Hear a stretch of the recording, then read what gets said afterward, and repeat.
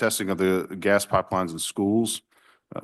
And other states are doing this now, and is what y'all know as well as I do, that there are some of our schools that are not quite up to date as far as infrastructure goes, and it's a huge liability on us, the state, if a gas line was exposed and the school was to blow up. I do not want that on my conscience. So there's a proposed gas pipeline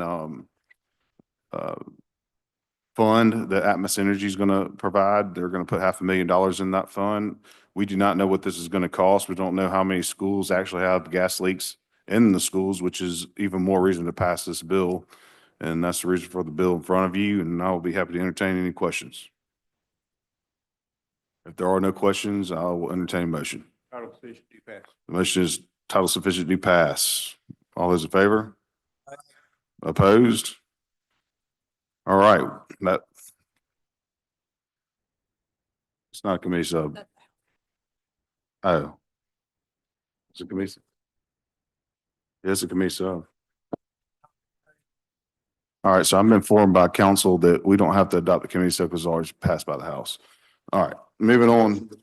Yes, your motion was correct. All right, moving on to House Bill 1191. This is an 811 bill, and I promise you all, this is the last 811 bill that I will have in front of this committee. I feel like we have done 811 bills every year that I've been chairman of this committee, but it just cleans up some language. One of the things that it does is we'll just take a electric utility, for instance, with their perimeter fence. Anything on the inside of that fence, they're responsible for. They don't have to call 811 to dig within their own perimeter fence. So it just does a little cleanup language, and I'll be happy to entertain any questions. If there are no questions, I'll entertain a motion. Title sufficient to pass. The motion is title sufficient to pass. All those in favor? Opposed? Before we adjourn, I want to address something that my phone's been blowing up all weekend about two bills that I did not bring up today, and it happens to deal with water associations and water in general. I plan to have a hearing in August about the numerous water problems that we have throughout the state.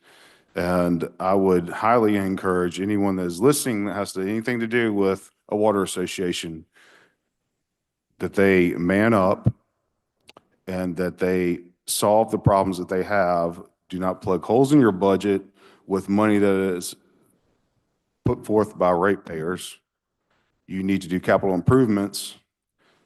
If you don't, we're going to fix it, and you're not going to like the solution. So we will be working on legislation throughout this rest of this year. I will have legislation ready in the next session.